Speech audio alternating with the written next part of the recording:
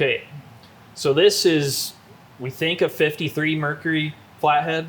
Yes. Story is one of your longtime customers who now, it's kind of a grandson of your longtime customer that actually would have gone to school with. Grandson is a kid you went to school with. Yeah, with me and my sister. This thing got parked in 1970 and hasn't run since. That's the story. And now it's seized. Yeah. Will not turn.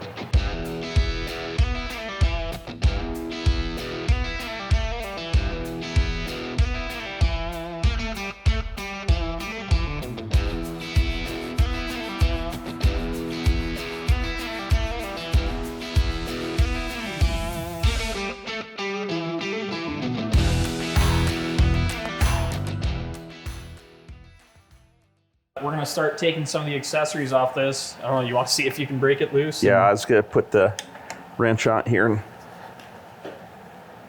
no, it will not turn. But it was not seized in 1970 when he parked it. The story I got is Grandpa put this engine in his 1947 Ford Club Coupe two-door car way back when, and drove it up until 1970 when supposedly one of the water pumps started leaking, and he parked the car and it has never been started since. But it supposedly was still running when it got parked in 1970. 54 years ago. Yeah. So now does that mean the water pump was just leaking and he parked it? Or did he overheat the engine and mess something up? We don't know that for sure at this point either. But it is locked up, will not turn. I hope that's just from sitting. It doesn't appear to have gotten a bunch of water down the carburetor or anything. It was in the car with the hood on, I think in a shed. You said he drained the oil out of it. You said he didn't have coolant in the oil, No, he thought? he said the oil was pretty sludged up. Didn't want to drain real well, but it did drain out. Didn't have any coolant in it. So I see right here this thermostat neck. The ear has been broken off. And I don't know, is that brass on there? Has that been brazed? Maybe so. Looks kind of sketchy. A little bit rusty. And I saw the front pulley is maybe broke there. Yeah, it's been sometime hit. And I wondered if that was a fresh brake, but it's not because it's all covered with rust. So when we put this back together, we'll either have to find another one or probably can weld a piece back into that and save it. Guys, I wanted to take a quick break to thank the sponsor of today's video, Upside. The free Upside app gets you cash back on daily essentials like gas, groceries, and dining. Most of you know that our shop is in a rural area about 15 miles from town, so when we do make our trips into town, we try to make it count.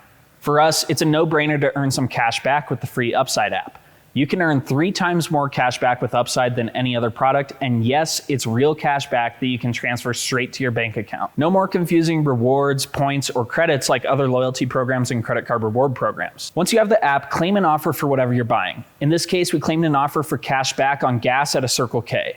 Then you pay as usual with a credit or debit card, follow the steps in the app, and get paid. There's over 100,000 gas stations, grocery stores, and restaurants on the Upside app, so take advantage of the cash back you can earn on the essentials that you're buying anyways. Top Upside earners are making as much as $300 a month. To find out how much you could earn, click the link in the description to download Upside and use code GYMS to get an extra 25 cents back for every gallon on your first tank of gas. Or scan the QR code here to claim this offer. Thanks so much to Upside for sponsoring today's video. Now let's get back to this teardown on this old Flathead Ford. That's pretty funky with two water pumps, 2 thermostats. Yeah, 2 fan belts. 2 fan belts. Yeah, because it looks like one of the belts must go around drive this water pump and the generator, and then the other belt runs off this idler pulley here and around. So I'm gonna expose us a little bit. I know you've done probably several of these over the years, but we don't do a lot of these. No. And we're not really Ford guys. There's such a big community of hot rodders with the Flatheads, and we're just not really into it. No, We occasionally do them, but we're certainly not specialists in them. Hey, Josh, come down in and get a picture of this right here. Look at that green bolt with the JD on it. I wonder what kind of tractor this guy farms with. And we don't know if this engine's ever been rebuilt before. It says Mercury on the heads. The casting number here, or the engine identification number, I don't know what they call it on Ford, but F23 something 3. And I honestly haven't really been able to make out what that means. Yeah, maybe somebody help us out with that. Tell us what we've got here. And usually we tell customers to take all the accessories off, but the goal with this is to rebuild it. I don't think we're planning on really hot rodding it at all. Just no, I think a nice quality stock rebuild.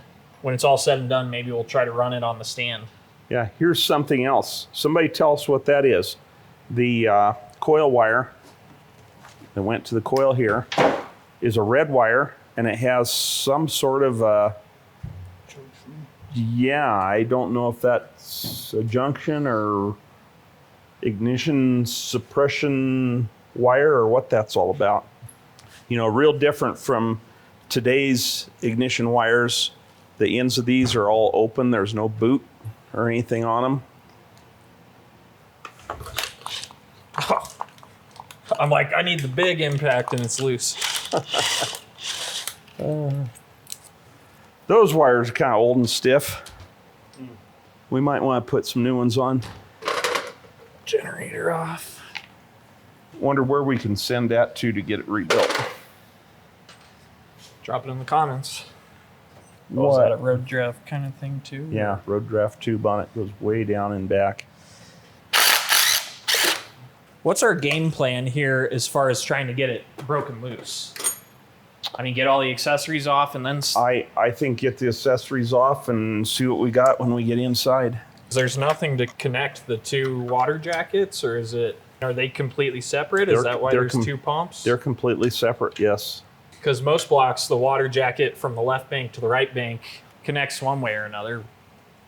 I think when we put this back together, we'll put one of those igniter kits in the distributor, get rid of the points. The idea of parking this over 50 years ago, I can just picture the way it is with us, where it's like you park something, you're like, I'm going to get to it.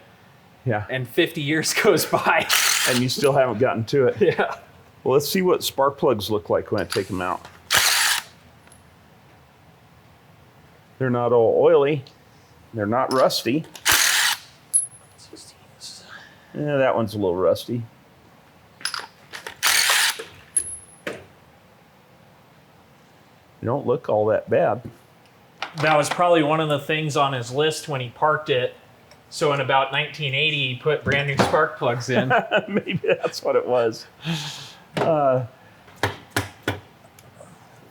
all the bolts out. Does it wiggle at all, or is it still wiggles. tight? It's probably not a bolt then. Yeah, I just said pull hard enough. I bet you got a bolt down there. You literally just said that you think there's not. I changed my mind. There's a fuel pump and a float bowl. Look at that, there's nothing but dust left in the bowl. There's definitely a bolt there. The head's rusted off of it. Take a look, but I'm going to say the head is dang near rusted off. Oh, it is. Yeah, there is just hardly anything left there. That may be a little bit of trouble to get out. How's it look? You didn't have Taco Bell for lunch, did you? Well, I hope that's not a sign of things to come.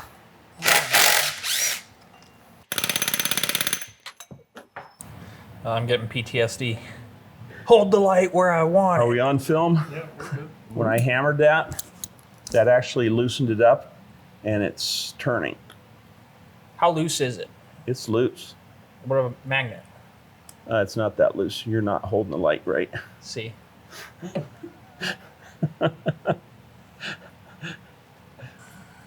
I think this thing is nastier and dirtier in the water jacket than it probably will be inside the crankcase. Hey, we got her. I hope so. There is this virtually no head left on that.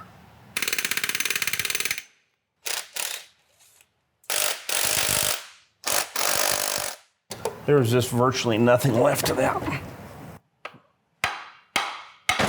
There we go. There, it pulled the... What was left of the head Yeah, off? pulled what little bit of the head was left, it finally came off. So I'm screwing out of there.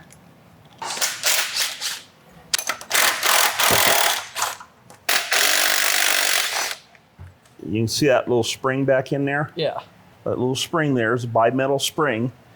And this counterweight here, when the engine is cold, that spring pulls that up, closes that valve off, and it forces all the exhaust, or not all the exhaust, but a bunch of the exhaust across from one side to the other here underneath the carburetor to heat the carburetor up so they're not so cold. Burned away? I would say there's nothing there to... The valve part of it is not actually there. Burned away. Yeah. Huh. Let's see what's inside. Oh, it's loose. Look at that gray color to it. I think that's all the lead. Yeah. Kind of stuck. Yeah, it is. That does not want to come out. It's like that's been in there 50 years. Here it comes. Kind of. Ah, what a mess. Does this just pop out, the push rod? I believe so.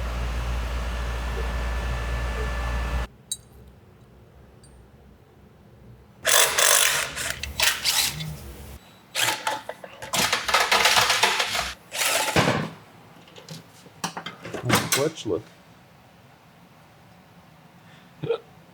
That's not too bad.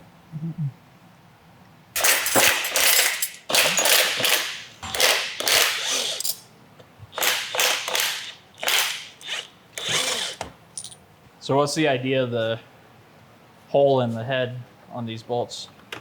They were short on materials. I don't know what the idea of that is. Less rotational mass? I have no idea why they did that. There. Whoa. Yeah, that's not worn too bad. How about the ring gear on here?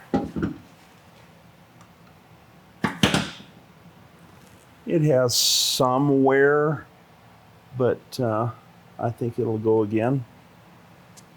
Well, it's the gear that drives the oil pump. The oil pump's actually down in behind here, but there's another gear here. So yeah, let's go ahead and pull that off because we won't be able to get it off once it's on the stand.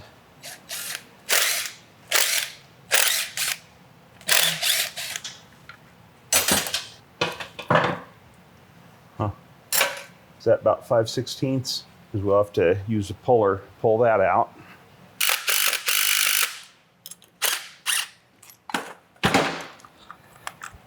There it is. Idler gear, bushing inside there we're gonna have to be careful of. And then the bolt, that shaft that rides on.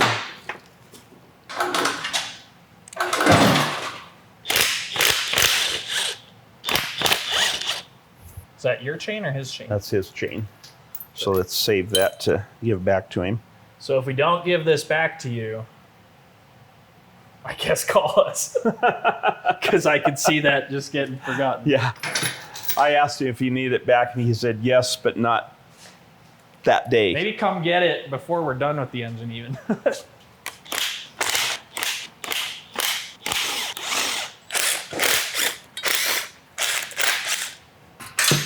Just like that. You see all that dirt? Look up in here. This breather cap. Look at all it. It just... Where'd all that dirt come from? 50 years. 50 years of sitting out in the... You said it was covered, It was, but I didn't really catch. I didn't catch if it was covered with a tarp or covered with a roof of some kind. That's all full of dirt. There is a little bit of rust, like some moisture's been Okay, I'm gonna throw that away before we get that dirt all over. Look how gray that all is. I'm guessing that's just the lead. Yeah. Back when that's what everybody was burning, was leaded gas. Where's your flashlight? In my pocket. So here's the only sign of moisture so far is down this intake port. Oh, that's weird. But that's the only sign of moisture so far. Yeah, that's good. I'm glad we don't see that everywhere. So this still has the non-adjustable valve train. See, there's no adjusting screw in the top of the lifters. So the valve with the moisture, signs of moisture in the intake port is open right now. So if there's signs of moisture in the intake port, there's going to be signs of moisture. Yeah, there's going to be signs in the cylinder itself. So let's pop this head off. Okay. See if there's anything revealing here.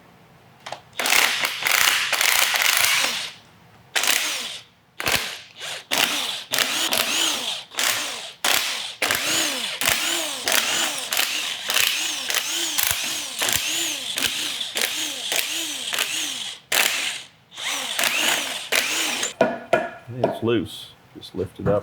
Nothing to get hold of. Whoa. You grab the gasket. I had an employee one time grabbed a gasket like this and yanked it, and the metal around the sealing area there just sliced his hand wide open. Okay, well, Taught me to be careful. So what do you see? head looks. I mean, that cylinder is definitely rusty. A little, or like, I don't know. Yeah. It's just kind of dirty. Look at this. That carbon is built up on there. Has that been pounding on the head when that was running? Whoa. I don't know. That is kind of like there was that much carbon. Oh, it's all ate away. The heck? Doesn't feel to be worn real bad. Huh. So I don't know if that's just from the moisture building up in there, sitting for all those years, or if that actually had a chunk of carbon that had been Beating on it. yeah, because I've heard, talking about carbon knock, that the carbon would build up to the point where, Is this carbon or is that a piece of the piston? I think that's carbon. Look how well it's like formed though. Well, that's why I think that was a Damn. piece in there that had built up and was probably causing what I always heard referred to as carbon knock. Because you can see it's all shiny on the top here where it was hitting the head, and it's shiny on the side here where it was riding up and down on the cylinder wall with the piston. Huh.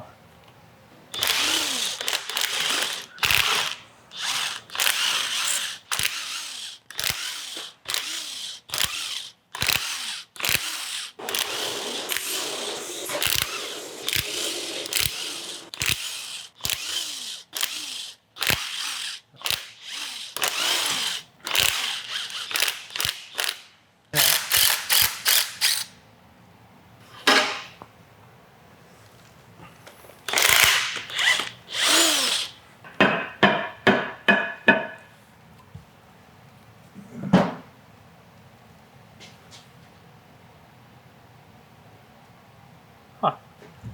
What do you see on that side? Kind of the same good amount of carbon or some sort of buildup like that. Wow, look, you can't see it, but this valve here is just some kind of buildup all the way around it. They're dry for sure and a little rusty, but they're not. It hasn't had water sitting in it. Yeah, It's there's not like major pitting or anything like that. come around here, Josh. If you look down in this cylinder, can you still see the crosshatch in there? Yeah.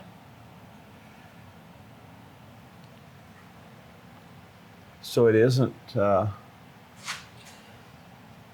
cylinder walls are not worn that real bad because there is crosshatch there yet. Well, what I'm noticing, there's some of these valves that are just totally burned out, like this one here. Yeah. That valve is totally burned out. I think it's just a little bit of surface rust on everything to where it's just stuck.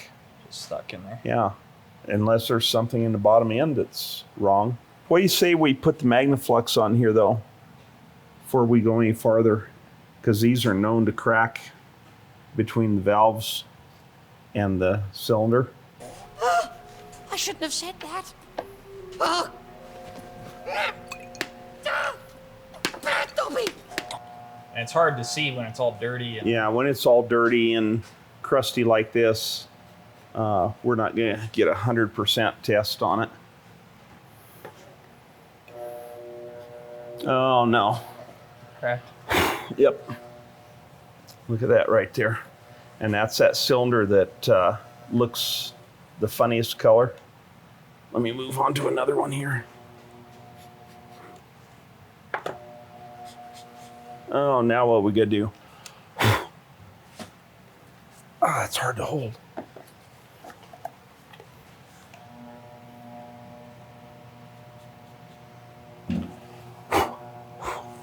Yeah, that block is shot. Yeah, big old crack from the exhaust port down to the cylinder wall. If we could turn it, we'd be able to see how far that goes down the cylinder wall. But that explains all that, kind of moisture in here. I'm surprised it's not just washed clean. Usually if they're getting coolant into them, it'll wash all the carbon off, steam clean it, take it all off. So I don't know what we're gonna do there now. Knowing that it's cracked, we're gonna go through and tear it down the rest of the way, see how bad that really is. You were saying back in the day, you just trashed something like this. Yeah, so back in the day, we'd have thrown this block away and went and found another one that was good. But another one that's good isn't really a thing Yeah, anymore. we don't exactly have another one of these laying out in the shed.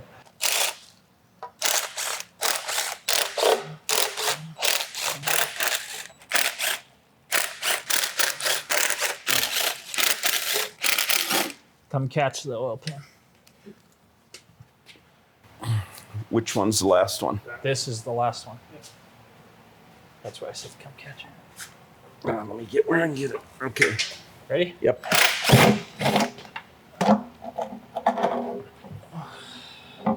Boy, that is nasty with that lead-colored slime in it. Just Oh, look. Spider. Spider? Itsy bitsy spider? Is it alive or dead? I think it's probably dead. Ugh. It has the bigger expansion plugs here in the end of the journals. Right. Isn't that a sign that it is the 255 Mercury crank? I don't know all the I think- tricks to I think that's what I understood on that last one we did. Hard to get on just a little Pell nut there.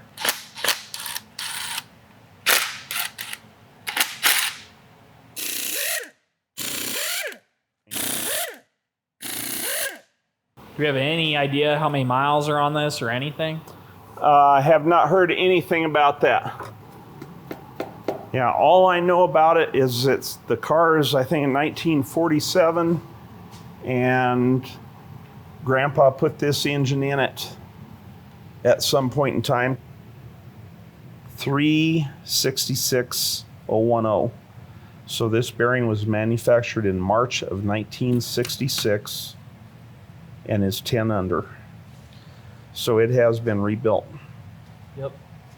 CB15P, that's still the same number they use.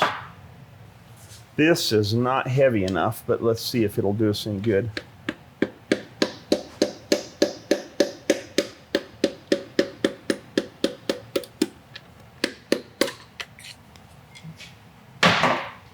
Now what do you see? You're the expert. You tell me. I don't think this thing has that many miles on it since it was done. 3.227 or so. So these are 187 standard, 97, 7, 17, 27. So it's 40 over. How big do they go on these? You can actually get pistons clear up to like 125. Right. Yeah, look at that. It has a wire tied through the bolt that holds it on.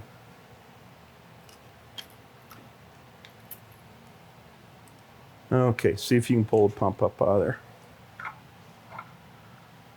Well, that's it. If we can get some of them out of here, Maybe it'll free up enough. yeah, maybe free up to where we can turn it, or else we're going to have to take the crank loose and lift it out with the piston still in. Which also is not super easy. Not ideal, but it can be done.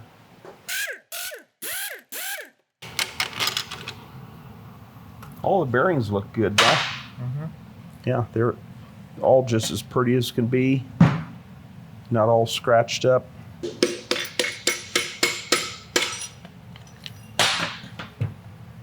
I'm glad they're not like super rusty on the rings or Yeah. you know. Yeah, we're I lucky. I really don't think there's too bad of You want rust to on all hold the silver. rod so I don't ding the crank up.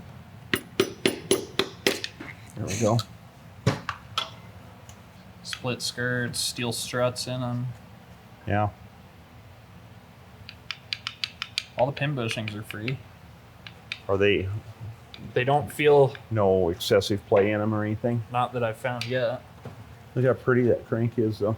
It is pretty nice, huh? Yeah. That's the other thing you see when they have moisture in them and sat. You take the bearing off and it's all rusty on the crank. Yeah. It's left lines all around where it was riding. But that's not how we are here. Hey, look at that. That was enough to free it up Okay, let's get this one out before we mess up anything else. Weird how your stick got shorter. Yeah.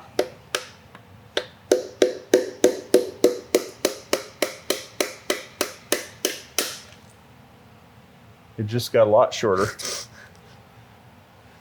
And Josh is over there dinking around with the camera, didn't even get that.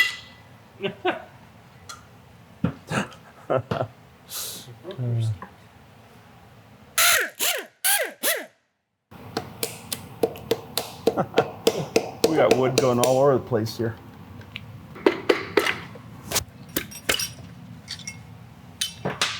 Remember that casting number, 1CM. So the valves must not be stuck. No. Whoop, and the pedal nut.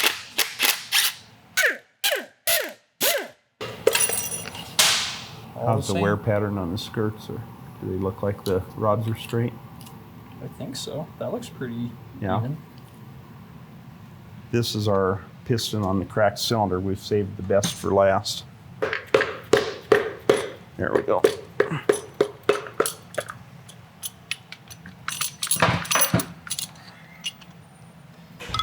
Okay, so looking at the skirt, I think we look fine, but you can definitely see where they had piled up that carbon on there. Did I do Uh-oh. that? Look at here. Well, that's what I'm like. Did we just No, break that, or is that? We did not just break that. Look, that's from that pile. That was running with that pile of carbon on there. Because look at it. It has smashed the piston down. Look how it's broken. It's broke that ring. I think maybe not, but it smashed that piston clear down, crushed the oil ring in here, and a crack across here. Oh, look, cracked clear over here. But remember, that's that one that had that piece on top that we was talking about, that it looked like it had been going up and down with the cylinder wall. And it was shiny on top where it was hitting the head, shiny on the cylinder wall. And I've always heard people talk about carbon knock and having to clean the carbon out of an engine. But quite honestly, I've really never ever seen it or knew what it was when I did see it, but that sure would have been. But that was such a chunk in there, it actually broke the piston. Yeah. And see, these valves Or rustier. are rustier. That's indication to me that that was getting some moisture in there.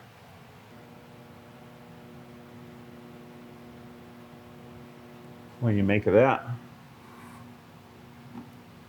Pretty big. Yeah. Pretty bad. So now the question is, well, I wondered if he got it, the water pump went bad and he got it hot, but that valve has been running with moisture in there for too long. These engines were known for that kind of failure. Or did the water pump go out and was leaking and he ran it low and got it hot and continued to keep driving it for quite some time? That's a possibility too. So I guess I'm just curious, with the combination of like some lock and stitch, a valve seat, and a sleeve, Can we fix this? is it fixable? Or any other options out there? I mean, I know a lot of people always say just weld it, but you really have to send it off to a specialty shop to... Yeah, welding cast iron is a science all in its own that We are not qualified. we are not qualified in no way, shape, or form qualified to do.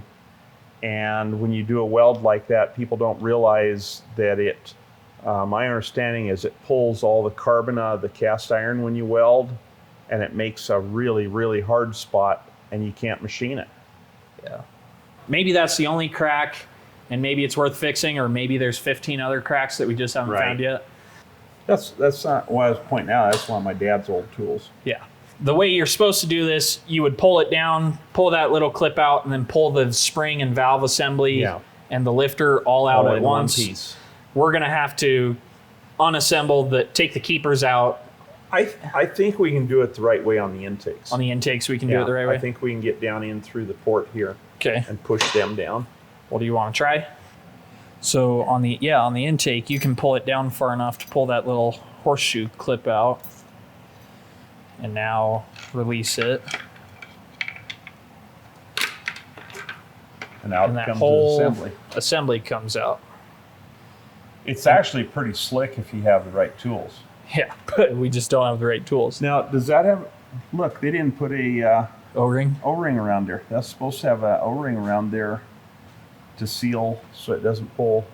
And neither did the other guide we already pulled out. Well, I think they only actually put them on the intake side. Yes. Where'd that go? I don't know where that clip went. There we go. There we go. Try under here again. Now look at that valve. That's on our cracked cylinder. Yeah, look how rusty the face of it is compared to one of the others. Yeah, it doesn't want to budge. Let's move on to another one. Okay. Not having any luck with it either.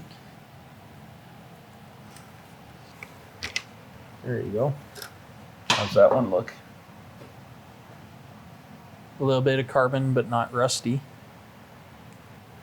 Oh, because I was looking at the exhaust. Yeah. That one's got some buildup. Yeah. Should be able to expand it like that. Tap it down. Okay, magnet. Scalpel.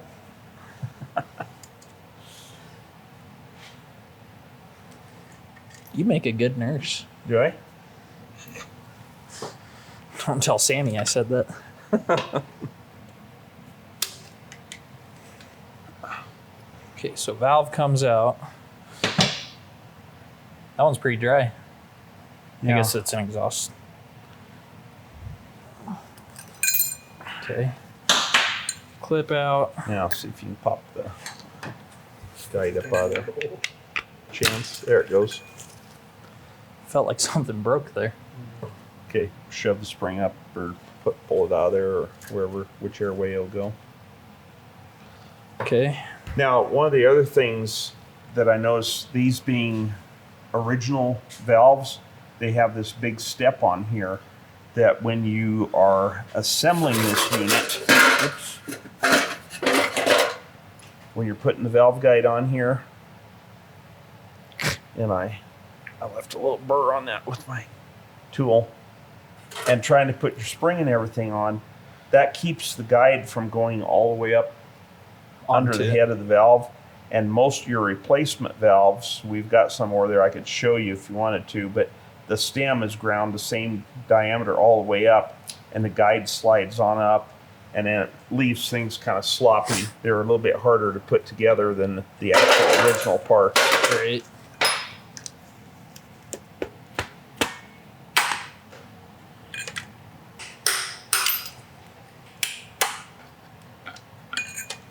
Got it?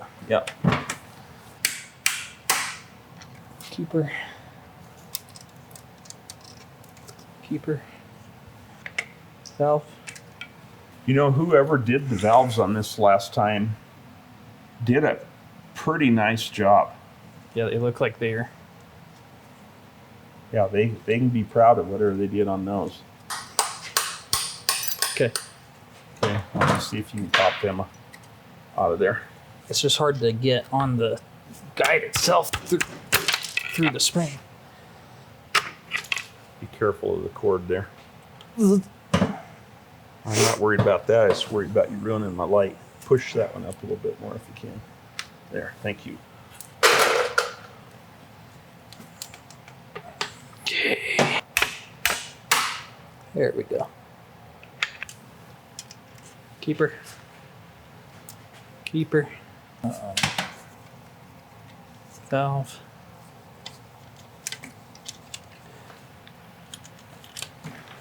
I know it's not technically the right tool for No? Flathead Ford V8, but it seems to work just fine. Yeah. Oh, did come. Push it up for me. Okay.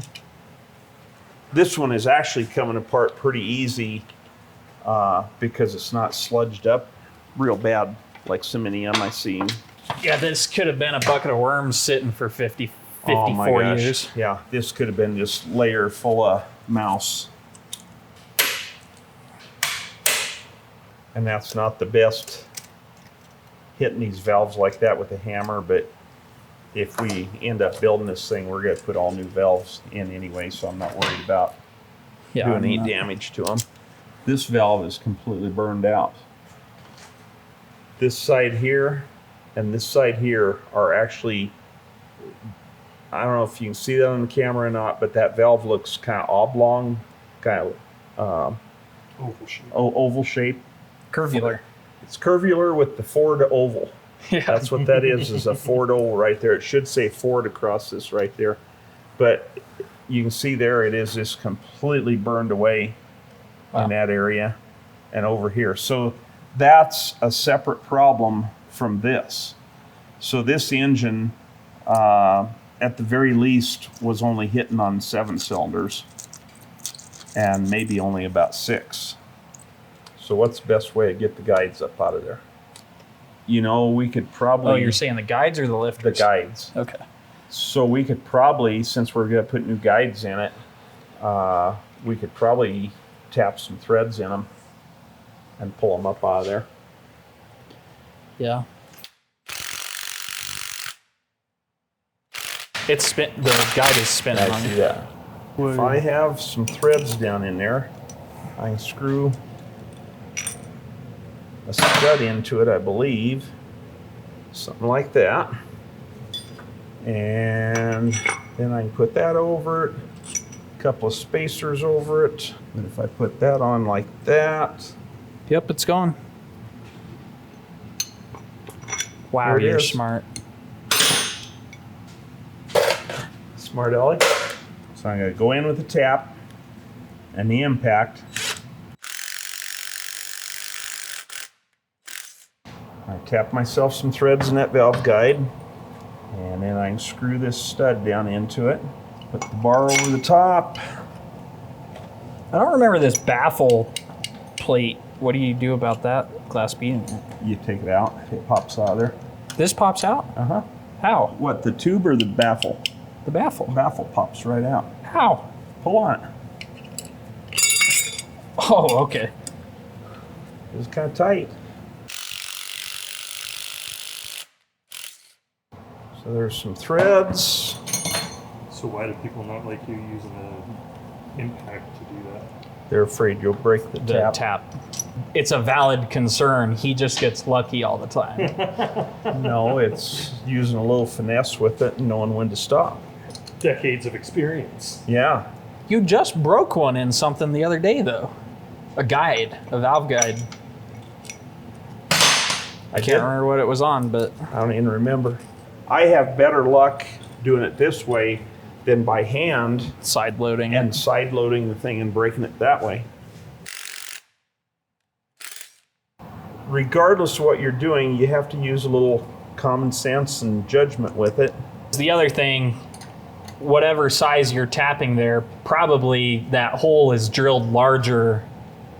Well, that's it. This here, normally for a 3/8 tap, I think you go into about 5/16 hole, and these are 11/32 where I'm going in, Yeah. so it does tap real easy. Yeah, you're not tapping full thread depth. There it is. So was it just rusty on the top side there? Pretty much, because if you look down below here, it's fine, dry. just a little rust right on the top edge. How does the bore itself look? Does it look all right? The bore is fine. I didn't know if you wanted to pull the lifters out. Yeah, probably I'll pull lifters, I suppose, while you're there, if they'll come out.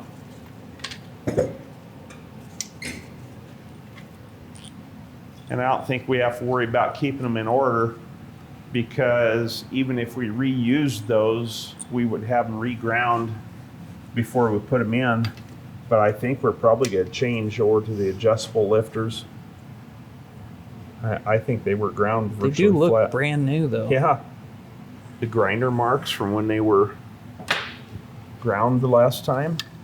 Now that there's no resistance on the crank, it feels pretty good. So we were talking earlier, these bolts with the what you're calling the dimples in the head, the recessed in the head of the bolt, we found those also on the flywheel bolts. That's got to be some purpose to that, but what is the purpose? And then on the mains here, the front one does not have any lock washers on with that type of bolt, but the second and third have what is more of a typical type bolt with a split lock washer underneath it. Yeah. So do you want to try to get this pulley off before we unbolt the crank? Yeah, I think we should. Okay. There. That's a lot of bolts in this Yeah, there's a whole coffee can of bolts full of this. bolts out of this motor.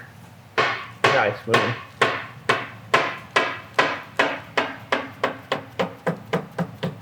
I don't know what they did to it at some point in time that they broke that front edge out, but that's an old brake. That's all rusted up. That's been there a long time.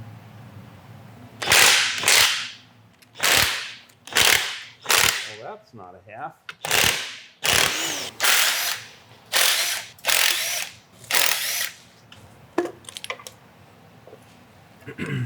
Now this has an aluminum timing cover.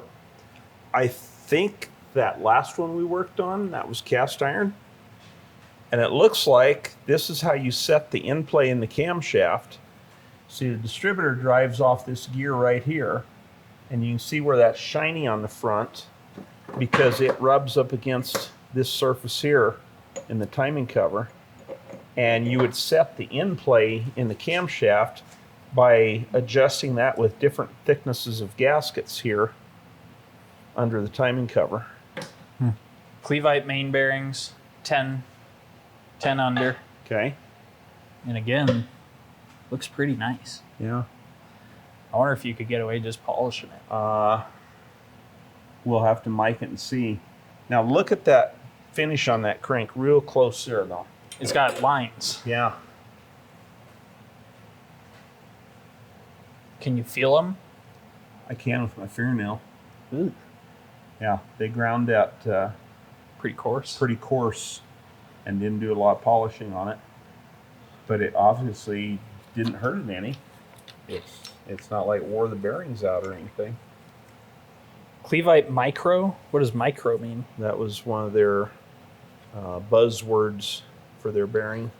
666. Yeah, this says the same thing. June of 66. So probably done sometime in late 66 or 67. Yeah. So if this was rebuilt, we'll say the first January 67, and he quit driving it in 70, it was only a 3-year-old motor Yeah, and I don't know when it quit running. what kind of mileage you guys put on your cars Well, even back if, in the day. even if they put 12,000 a year, It's only 30. 36,000 miles, so that's pretty low mileage motor even for these old style motors. And Oh, I Canada. It's no good. have not seen anything on this that didn't lead me to believe that it was a professional rebuild. Yeah. I haven't seen anything where they cut corners. The crank looks nice. The cylinders, the valve seats and all. There is one thing that's not adding up here, though. What's that? That says Canada. Right? I can't see it. Yeah, I see Canada on there. Made in USA. How does that work? Which one is it? It's like a certain oil pump company that we heard has their Yeah. castings sent in from China with And Made it's- in USA cast right into the pump. Yeah. I didn't want that to come up that way. There it is. I do like this new hoist that you talked me into.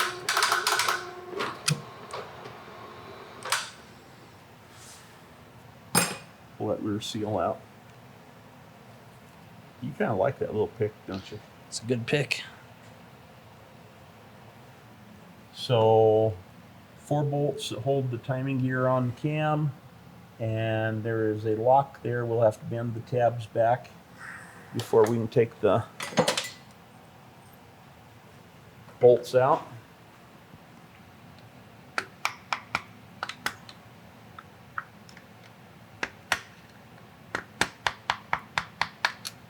Okay.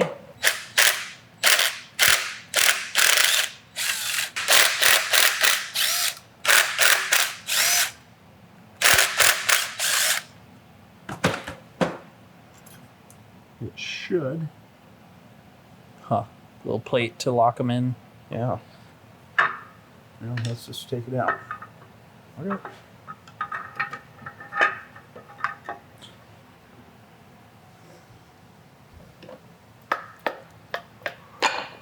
There, it's coming off. Here's something a little different. Each one of the cam bearings has a groove through the center where the oil is evidently pressurized into that. Remember on the top side it had that tube down in the valley by the lifters? So the oil is pressurized into that and then feeds down around the cam bearing through this groove To feed down to the main bearings, and then from the mains to the rods. Yep. And then on top of that, remember that big long push rod we pulled out of there for the fuel pump? Yeah. Goes right there. That rides right there on the cam. Huh. So in between the two halves of that journal, that is an eccentric in there to operate the fuel pump. Huh. Cool. And then they've got this groove cut, so it'll bring some oil back To the oil to those pump gears gear. that drive the oil pump.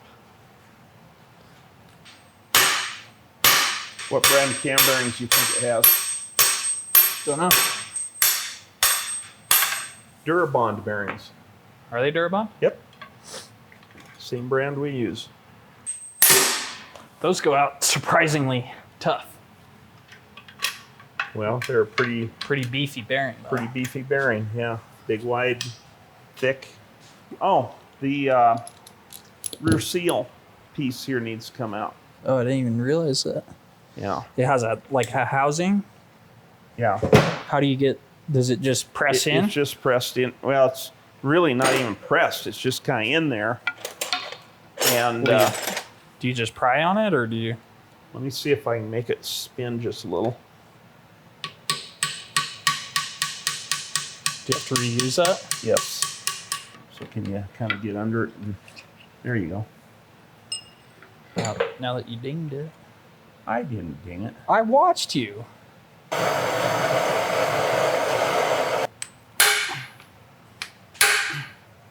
There it goes.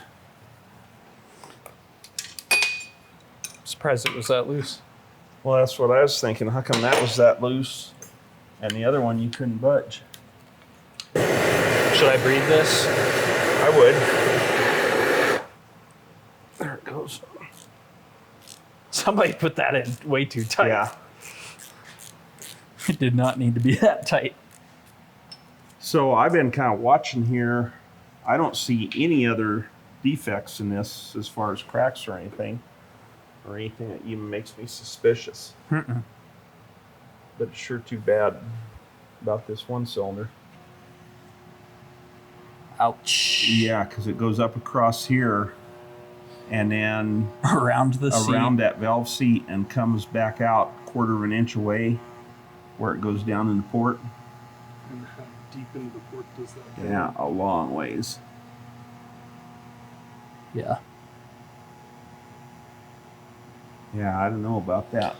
I mean, it's still at an angle where you can drill it. Yeah, if you can.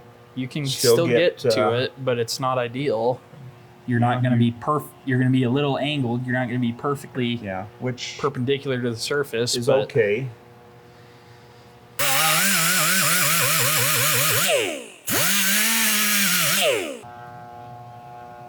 Huh. So does it kind of go? I think it must go down over and then kind of follow it must follow underneath the seat kind of over that direction and then continue on down into the port. Well, and I'm trying to see from this angle if there's a little bit of a crack going right here. Looks like there may be. Oh, I don't know what to do with that. So Josh, come look down in here. Can you probably come more from my side at all this stuff that's growing down in the cylinder here? And it all just falls off as soon as I touch it. That's definitely not in the cylinder. Well, outside, on the outside of the cylinder. Just the way the rust grew on that while this thing sat all those years. And at least they had antifreeze in it, but 1970 antifreeze was not 2024 antifreeze. Funny how you have some stuff that Yep. nowadays is all diluted. Carburetor and, cleaner. Yeah, the carb cleaner is just garbage nowadays and doesn't work at all. But then you have antifreeze. Something that antifreeze is so much better now. The first thing, we pulled this head off and we found that chunk of carbon in this cylinder that's a little bit rusty. We didn't know we had a crack at that point yet. Big chunk of carbon sitting on top of the piston here that looked like it had been going up and down with the piston. Pounding into the head. Yeah, because it left a shiny spot on the head here. But again, at that point, we didn't know if that's really what it was or if it had just kind of accumulated there over the last, how many years? 54 years. 54 years since this last ran. We kind of discounted that, went ahead and pulled the head off, got the pistons out. All along the way, it looks like a pretty good motor. Everything looks nice. Yeah, everything's nice for the vintage that it is and how long it's been sitting. Yeah, because a lot of times we tear these motors down that have been monkeyed with before, and they're just a mess. But everything about this looks professional. But when we get the piston out, we find where that piece of carbon was, has actually smashed the piston, busted the rings, crushed it down in on the oil ring, cracked it across here, cracked it across there. Probably when I can't see it, but it'd probably be a real good idea to really check this rod close because it could be bent with what has happened there. But then we get looking closer and we find this crack. Big crack. Big crack in the block. I'm kind of puzzled by that because usually if you get one that's getting some coolant into the cylinder, it washes all the carbon away. But this one, it appears it actually built up more carbon in that cylinder and ended up having that pile come loose.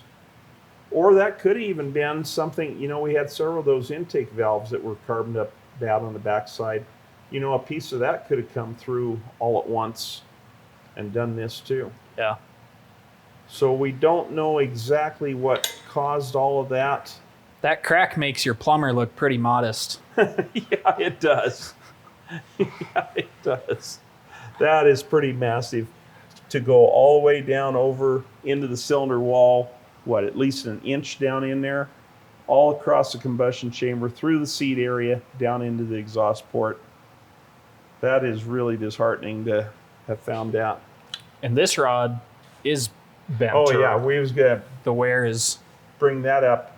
Different times we've talked about how if you look at the wear pattern on the skirt of the piston, it needs to be directly in the center, straight up and down, and this one comes across at an angle. Spin it around the other side, it's a little more obvious there even. Goes across there because that rod is tweaked and makes that wear a little bit funny. If we end up doing this, we'll definitely straighten all the rods, align them with the big end to the little end before we go back together. So let's clean it up, see what we've got, do some research, talk to the customer. See how many comments are telling us to fix it? Well, that's it. You know, you people out there leaving comments, we really do read those and oftentimes learn things we didn't know before in spite of having been in this business as long as we have been. Or if nothing else, get enough ideas that Yeah. it gets us thinking and we Yeah. decide to try something that otherwise we might put Yeah. aside. So we're 40 over on the bore, 10 on the 10. rods and mains. The crank may polish just the way it is. We'll have to check it and see, but it could certainly be ground 2020. It is the 255 Mercury crank.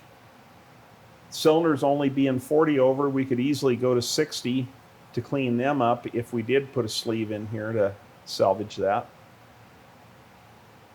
So, Okay, see what happens. we'll see.